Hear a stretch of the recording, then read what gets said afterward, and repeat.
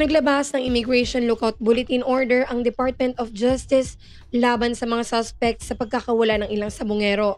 Kabilang sa mga pinangalanan si business tycoon Atong Ang at ang dati nitong kasintahang aktres na si Gretchen Barreto. Inisyuhan na sina Atong Ang at Gretchen Barreto ng Immigration Lookout Bulletin Order. Gayon din ang halos 60 iba pang idinadawit sa missing sabungero case. Ayon kay Justice Secretary Jesus Crispin Remulla, inilabas ang ILBO laban sa mga taong tinukoy ng whistleblower na si Julie Patidongan na dati ring nagsasabing si Atong Ang utak ng ilang mga biktima. We have a lookout bulletin on all the concerned. The ones mentioned by Patidongan, it's already there, say ni Remulla sa isang press briefing na inulat naman ng Inquirer.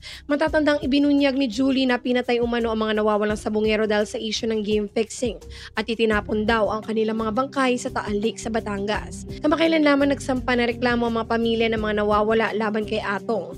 Ilang pulis at mga kasama nito para sa multiple murder at serious illegal detention, paliwanag ng DOJ. Ang ILBO ay kautusan na nag-uutos sa Bureau of Immigration na bantayang mabuti ang pagbabiyahe ng mga taong iniimbestigahan. Nang tanungin kung lahat ng suspects ay nasa bansa pa, sinabi ni Remulla na isa raw sa kanila ay nakalabas na ng Pilipinas.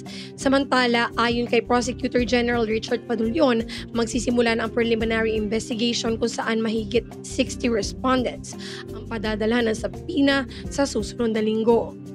May umiiral ng Immigration Lookout Bulletin Order laban sa mahigit 60 inirereklamo para sa pagkawala ng mga sabungero.